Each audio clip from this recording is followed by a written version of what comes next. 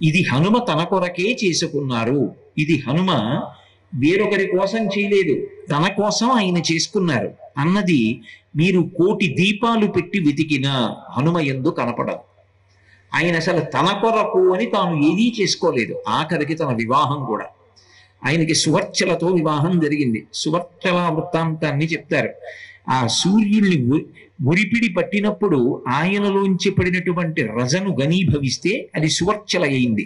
ఆమెకు ఒక కోరిక, నేను గృహస్థాశ్రమ స్వీకారం చేస్తాను, ఎవరికైనా ఒకరికి భార్యనవుతాను, కానీ ఆ వ్యక్తి జితేంద్రియుడై ఉండాలి, ఇంద్రియములను గెలిచిన వాడై ఉండాలి.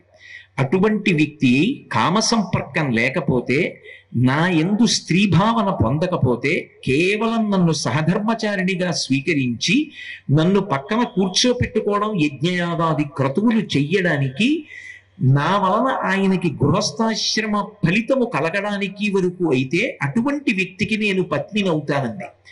ఆమె కోరిక తీర్చడానికి పత్నిగా స్వీకరించారు తప్ప, మహానుభావుడు కామస్పర్శ లేనటువంటి గొప్ప జితేంద్రియుడు. తన జీవితం మొత్తం మీద తన కొరకు అని ఒక్క పని తాను చేసుకోనటువంటి వాడు.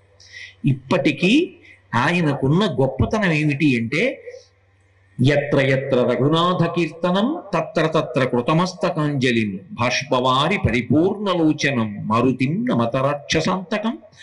ఆయనని పొగడక్కర్లేదు. 10 మంది కూర్చుని రామనామం చెప్తే, 10 మంది కూర్చుని రామనామ భజన చేస్తే ఆయన వస్తారు. ఆయన వచ్చారు అంటే చచ్చిపోయేవాడు కూడా బతుకుతాడు. అది ఆయన గొప్పతనం. వాతాత్మజం. ఒక వ్యక్తి బ్రతికున్నాడు అంటే గుర్తేమిటి? ఊపిరి లోపలికి వెళ్ళి పైకి రావాలి.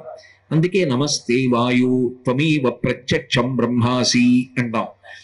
వాయువే సాక్షాత్ పరబ్రహ్మస్వరూపము. ఒక వ్యక్తి బ్రతికున్నాడు అని ఎంతకాలం నిర్ణయిస్తారు? శంకరులు మొహముద్గరంలో చెప్పినట్టు, యావత్ పవనో నివసతి దేహే తావత్ పృచ్చతి కుశలంగేహే గతవతి వాయో దేహాపాయే భార్యా బిభ్యతి తస్మిన్ కాయే. ఊపిరి లోపలికి వెళ్ళి బయటికి వస్తున్నంతసేపే ఉన్నాడు ఉన్నాడని బాగున్నారా బాగున్నారా అని అడుగుతారు.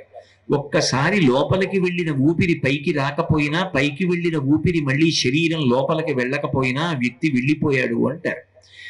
కాలు తగిలితే క్షమించమని కళ్ళకద్దుకుని క్షమాపణ చెప్పినటువంటి కుమారుడే కొత్త కట్టెల మీద పడుకోబెట్టి తడపతో కట్టి తీసుకెళ్లి దహన సంస్కారం చేసేస్తాడు. అటువంటిది ఆ వాయువు ఉన్నాడు భవతి, మనిషి ఉన్నాడనడానికి చిహ్నం. వాయుపుత్రుడైనటువంటి హనుమ కూడా చచ్చిపోయే వాళ్ళని బ్రతికిస్తారు. మీరు అందుకే హనుమ చరిత్రని పరిశీలించండి. శ్రీరామాయణంలో హనుమ ఎక్కడ కనపడతారో అక్కడ చచ్చిపోయే వాళ్ళందరూ బ్రతుకుతూ ఉంటారు. వారు మొట్టమొదట కిష్కింధకాండలో కనపడతారు.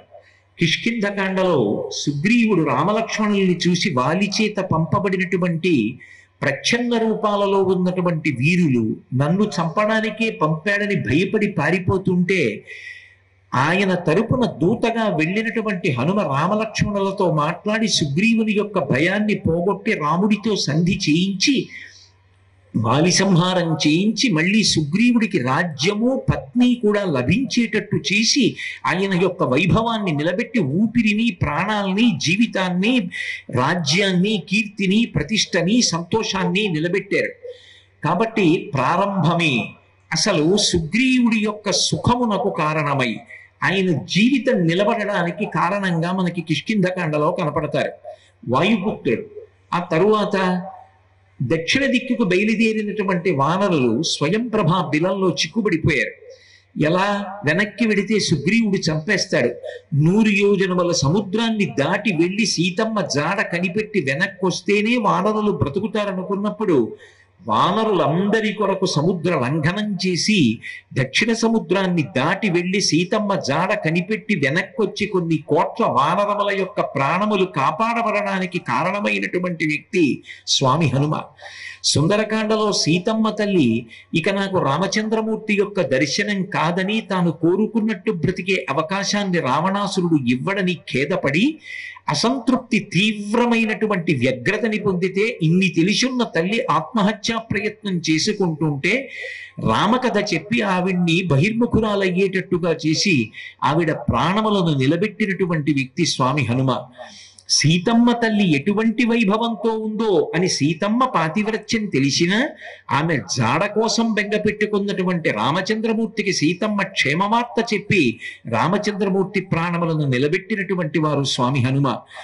సుగ్రీవుడు స్నేహం చేసినందుకు ఆయన రుణం తీర్చుకుని రాముడి దగ్గర తలెత్తుకు నిలబడాలి అంటే సుగ్రీవుడు పనుపున వెళ్లి వానరుల యొక్క కీర్తి ప్రతిష్టలను నిలబెట్టి వానరుల యొక్క జీవితాన్ని నిలబెట్టినటువంటి వారు స్వామి హనుమ.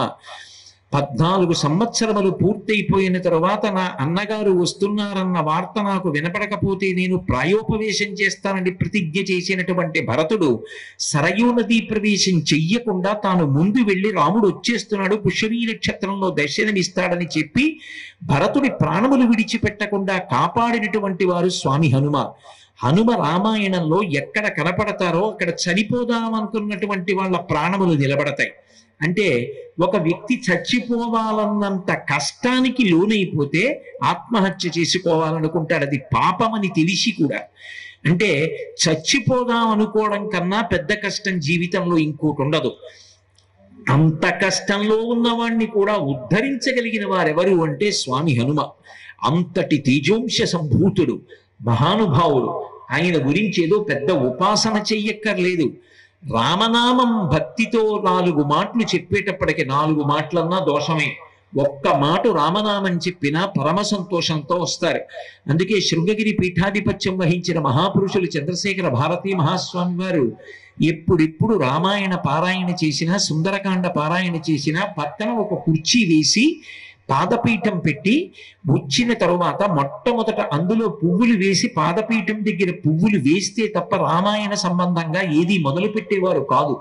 ఎందుచేత అంటే మీరు హనుమత్ చరిత్ర చెప్పినా కూడా, హనుమద్ విశేషాలు చెప్పినా కూడా అందులో రాముడి యొక్క వైభవం వస్తుంది.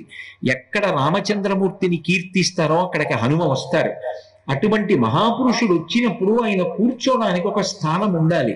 అందుకే ఒక కుర్చీ వేసి ఉంచడం, ఒక పాదపీఠం ఉంచడం, వేదిక మీదకి వచ్చినప్పుడు మొట్టమొదట పాదపీఠం మీద కుర్చీలోనూ పువ్వులు సమర్పించి తర్వాత ప్రారంభించడం ఎప్పటి నుంచో సత్సంప్రదాయంగా వస్తోంది అంటే హనుమ యొక్క వైభవాన్ని అర్థం చేసుకోవచ్చు. మీకు ఒక్క విషయం చెప్తాను. 16 గుణములు పరిపూర్ణంగా కలిగినటువంటి నరుడిగా ఈ లోకంలోకి వచ్చాడు. అందుకే దశావతారాల్లో ఒక అవతారమైనటువంటి దైవం ఎవరు అని అడగలేదు. ఆయన గురించి ప్రశ్న వేసినప్పుడు వాల్మీకి మహర్షి 16 గుణములు కలిగిన నరుడెవరు అని అడిగారు. పూర్వస్మిన్ సంప్రదంలోకే గుణవాన్ కశ్చ వీర్యవాన్ ధర్మజ్ఞశ్చ కృతజ్ఞశ్చ సత్యవాక్యో దృఢవ్రతః చారిత్రేణి చ కోయుక్తః సర్వభూతేషు కోహితః విద్వాన్ కః కస్సమర్థశ్చ కశ్చైక ప్రియదర్శనః ఆత్మవాన్ కో జితక్రోధో ద్యుతిమాన్ కో ననసూయకః కస్య బిభ్యతి దేవాశ్చ జాత రోషస్య సంయుగే అని అడిగారు. 16 గుణములు పరిపూర్ణముగా కలిగినటువంటి నరుడు ఈ కాలమునందు ఎక్కడైనా ఉన్నాడా అని అడిగితే నారద మహర్షి రామచంద్రమూర్తి గురించి సంక్షేప రామాయణం చెప్తే తర్వాత అది శ్రీరామాయణంగా విస్తరించింది బ్రహ్మగారి వరం చేత. కాబట్టి ఒక నరుడిగా వచ్చినటువంటి వాడు రామచంద్రమూర్తి. నరుడిగా వచ్చినటువంటి రామచంద్రమూర్తికి అత్యంత భక్తుడై దాసానదాసుడై నిలబడినటువంటి మహానుభావుడు స్వామి హనుమ. నరుడిగా వచ్చినటువంటి రాముడు అవతార పరిసమాప్తి సమయంలో ఏ ఒక్క నరుడికి కూడా చిరంజీవిత్వాన్ని ఇవ్వలేదు. 5 వానరులకు చిరంజీవిత్వాన్ని ఇచ్చాడు. అందులో ప్రత్యేకించి స్వామి హనుమ, విభీషణుడు, జాంబవంతుడు, మైందుడు, ద్వివిధుడు ఈ 5 చిరంజీవిత్వాన్ని ఇచ్చారు.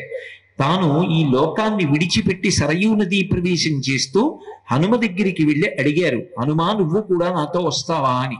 స్వామి నువ్వొకటి నీ కథ ఒకటా, నువ్వొకటి నీ నామం ఒకటా అన్నారు. అంటే ఎంత కాలము రామాయణ కథ ఈ లోకమునందు చెప్పబడుతుందో, ఎంత కాలము రామనామము కీర్తింపబడుతుందో అంత కాలము నువ్వు ఈ లోకమునందు ఉండమన్నారు. మత్క్రధా ప్రచరిష్యంతి యావల్లోకే హరీశ్వర తావద్రమస్య సుప్రీతో మద్వాక్యమనుపాలయన్. అది రాముని యొక్క ఆజ్ఞ. మత్కథా ప్రచరిష్యంతి యావల్లోకే హరీశ్వర. ఎంత కాలము నా కథ ఈ లోకమునందు చెప్పబడుతుందో, రామాయణము చెప్పబడుతుందో అంతకాలము హనుమ నువ్వు ఆ సభలోకి వెళ్ళి కూర్చుని విను. మత్కథా ప్రచరిష్యంతి యావల్లోకే హరీశ్వర తావద్రవస్య సుప్రీతో మద్వాక్యమనుపాలయం, నా వాక్యమును నువ్వు పరిపాలించు.